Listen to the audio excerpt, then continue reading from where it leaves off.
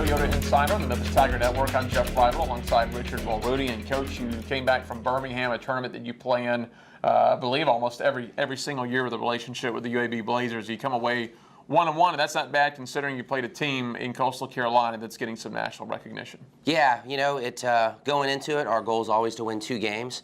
But knowing that we had a tough game against Coastal on Friday night, we knew that it was going to be a challenge. And to be honest, to be fair, you know, we played them well. I thought in the first half we were the better team, just didn't finish our opportunities. And the second half came around, and I thought they came out second half tactically more aware, and they came out with a better energy and were honest for a little bit. And they were able to get that first goal. And then I thought we responded well, and we're pushing for that tying goal, pushing forward, and then made another individual mistake. They got 2, and that was sort of it. But it wasn't that we got played off the park. It wasn't that we weren't up for the challenge. They obviously were a good team, but we just made some mistakes that they punished us on, and they made some that we weren't able to capitalize on, and that was pretty much the game. So walking away, I just told the guys I'm disappointed, but not from the lack of effort, not from us not trying to win this game. It was just sort of wasn't meant to be, and hopefully we can learn from our mistakes and take it into Sunday. Scoreless at the half. As you mentioned, they scored that goal, then added the one later in the game. That's probably just some experience from playing, you know, at a little bit higher level right now. It absolutely is. You know, we have some kids that are freshmen that are getting good minutes, or sophomores and juniors that are starting or maybe playing for the first time. So mistakes are going to happen. You just try to limit them, and you hope that other teams don't capitalize. And unfortunately, in that game, I thought Coastal did a good job of counterattacking us and putting the ball in the back of the net. So, like I said, while I'm disappointed, I'm hoping this experience we take into the rest of our non-conference games and into conference once that starts in a couple weeks. You did come back. That's got to be the positive out of the weekend, and you get a 1-0 win on Sunday. Yeah, you know, Fairleigh Dickinson, we got to see them Friday night, although it was a rain delay. We saw for the first 30 minutes, and their game versus UAB got delayed a couple hours. So me and the coaching staff sort of just decided to call it a night. It had been a long day, but we got to see enough to scout. But a solid team. They obviously beat UAB on Friday night, so they were going into Sunday hoping for another win to hopefully win the tournament. So again, the guys showed up for it, and it's tough conditions. You know, Sunday afternoon or early afternoon, I should 11 a.m. Mm-hmm. It's blazing hot out. You know, you're coming off a loss, so it's sort of a character game, and the guys responded great. Again, we started the game off really well. And for once, we finally got that first goal. You know, we got the first goal in the St. Louis game, and we obviously know what happened in that. We're able to get the first goal in this one, and pretty much controlled the whole game. They had some play a little bit, and obviously late in the game, you know, when they're trying to throw everything at you to get that tying goal.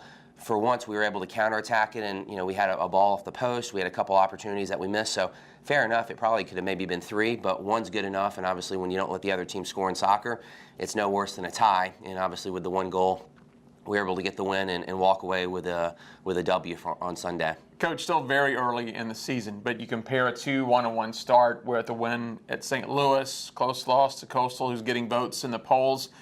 You got to feel like you might have something going this season. It's a good group. It really is. We obviously have a ways to go, but I think all the teams are in that same boat. But like I said, compared to last year's start, offensively, defensively, record-wise, we're on a much better track, and it's just a more complete group. The guys are believing in each other.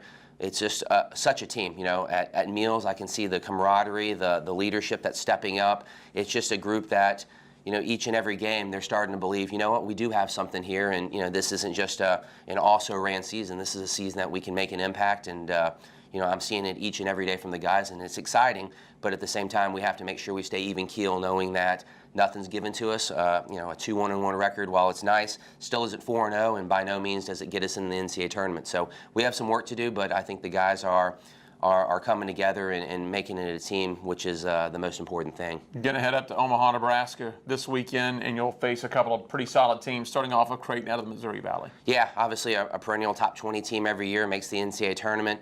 Gets a great home crowd on Friday night, so they're just coming off a victory off USF yesterday, 2-1, which obviously USF's in our conference, and we know what they're capable of. So just a really, really tough game, but at the same time, again, another game that I expect, you know, it's very similar to when we play at Connecticut or at Tulsa, that if we come out and stick to our game plan, which we have for the most part. We have a chance to get a result in this game. It's not going to be given to us, and by no means is it going to be a walkover for them. But at the same time, just a great experience game that we're going into it maybe in the past hoping to get a tie out. Well, we're hoping to get a win out of this one on Friday night. What do you know about Utah Valley? That's your second match.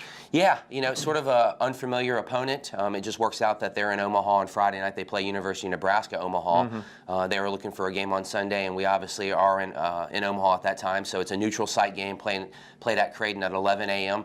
Don't know a ton about them. We'll obviously put our scouts together this week, but they have made the NCAA tournament before, and they're making a name for themselves out west. You might not have heard as much of them, but at the same time, I know enough about them that it's one of those games where if you don't show up, they'll lay a licking on you pretty quickly. So I'm hoping that that's not the case, and we can obviously come out and sort of have the same results that we've had these last couple Sundays against St. Louis as well as Fairleigh Dickinson. All right, Coach, as always, we appreciate it. Thank you. That is Richard Mulrooney. I'm Jeff Brightwell for the Wolfchase Toyota Insider on the Memphis Tiger Network.